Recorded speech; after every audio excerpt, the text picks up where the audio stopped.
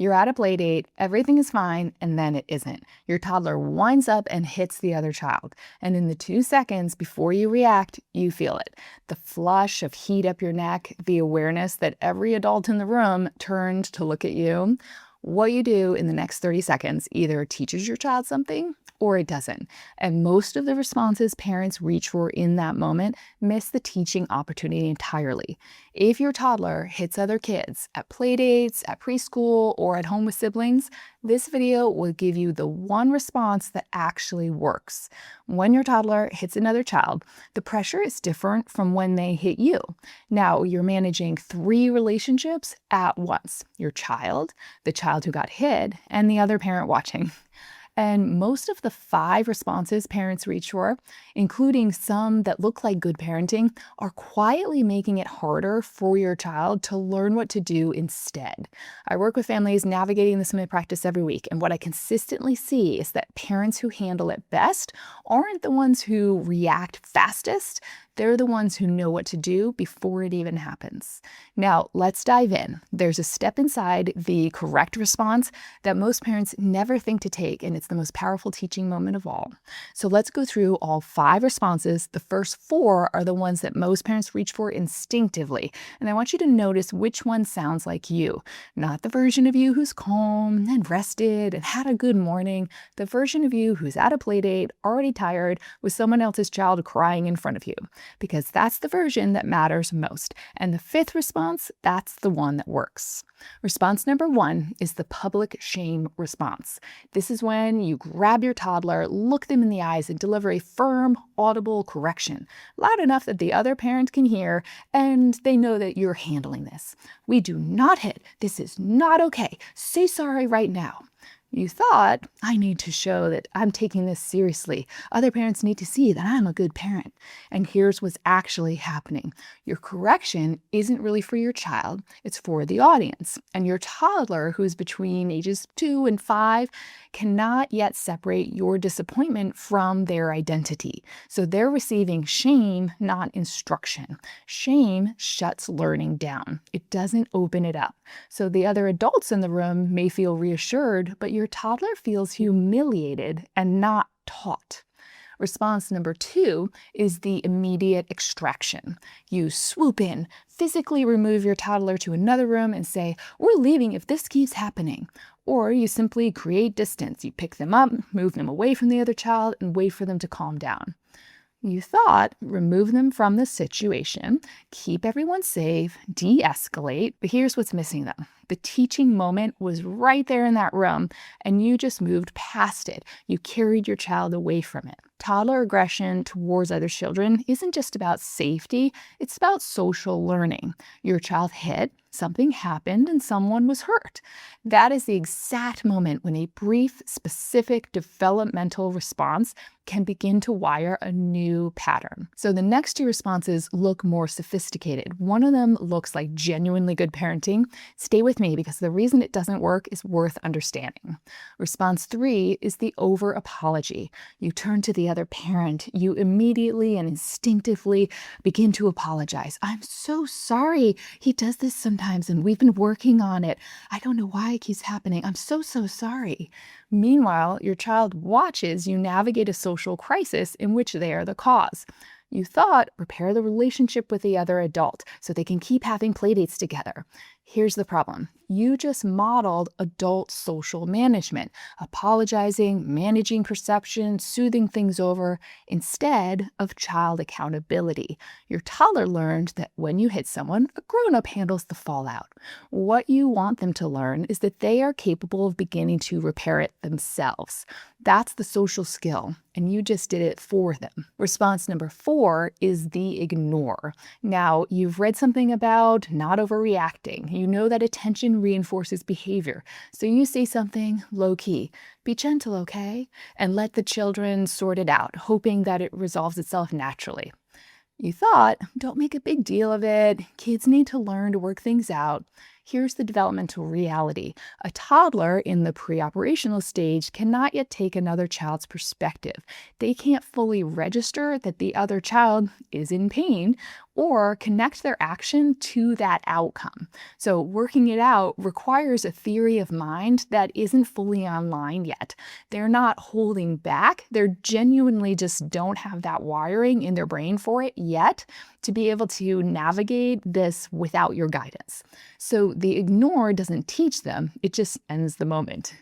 Now, I want to name something before we go farther. Every single one of those 4 responses came from the right place. You were trying to protect your child, manage the situation, or show accountability.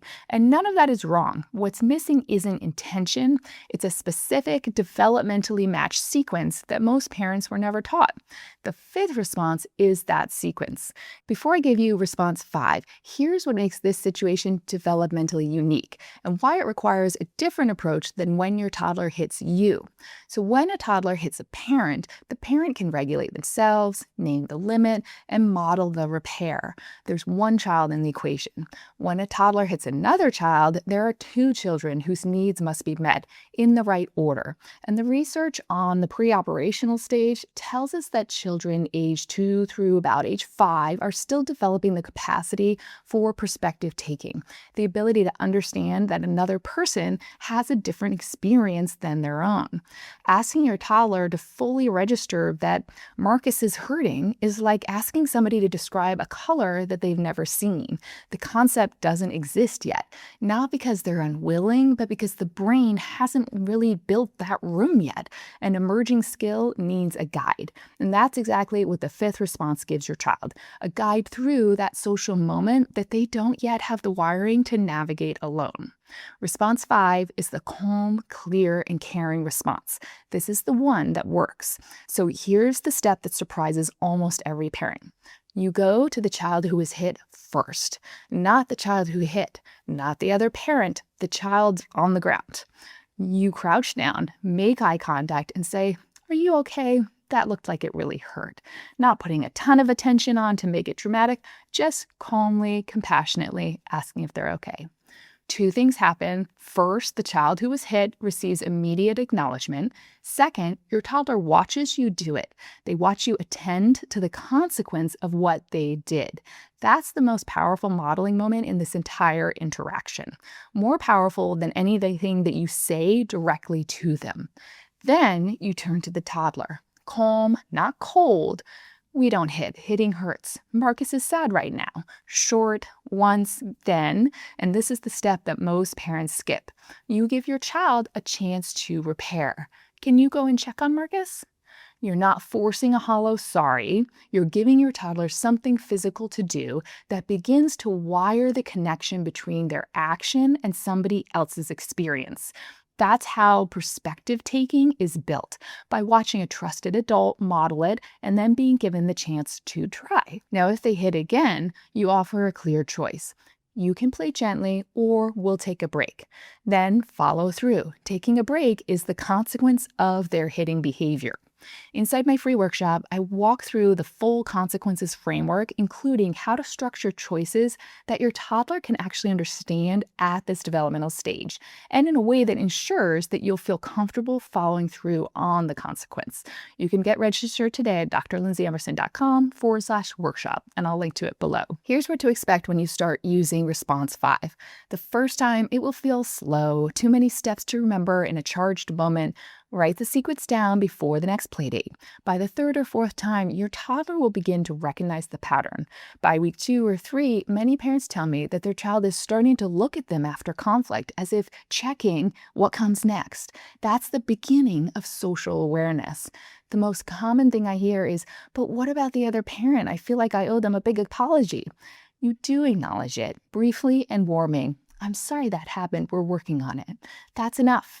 What you don't want to do is turn the entire response into an adult social management situation while your child stands there watching. And you definitely don't want to speak about your child as though they're not in the room. They can hear you, and that impacts them.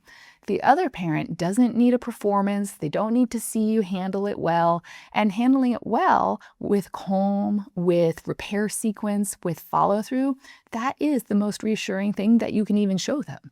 And the second question that I hear is, what if my toddler refuses to go and check on the other child? That's okay. You don't force it. You have already done the most important thing. You modeled it. You went to the child on the ground first. Your toddler watched. The repair doesn't have to happen perfectly in the moment for the learning to happen. It happens over time through repetition because you keep showing them what it looks like. That's how social skills are built, not a single interaction, but across dozens of them. Comment saying below if you've ever felt that playdate pressure, and I would love to hear how you've handled it and how you're going to use this new strategy that you've learned. Now, picture this. 3 months from now, you're at a playdate, 2 kids are playing, there's a moment of conflict, a toy, a disagreement, or something small. And before you can move, you watch your toddler stop, look at the other child, and say, "Are you okay?" Not because you drilled it into them, but because over a dozen imperfect, charged, try again moments, you showed them what it looks like.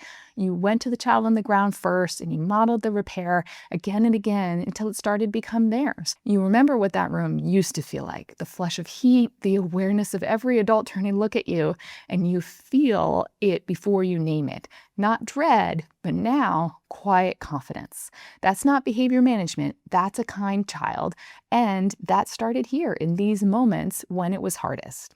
You've got this. Now, if today's video gave you something useful, I invite you to my free workshop where you can take it farther. I'll walk you through the complete 5Cs parenting framework, and you can learn how to apply it to all sorts of parenting challenges, not just hitting. Get registered at drlindsayEmerson.com/workshop. And if your toddler is also hitting you, not just other kids, I have a companion video specifically on that. The situation is different, the responses are different, and the correct sequence is different too. I'll link to it right here. Keep up the good work in your amazing parenting journey.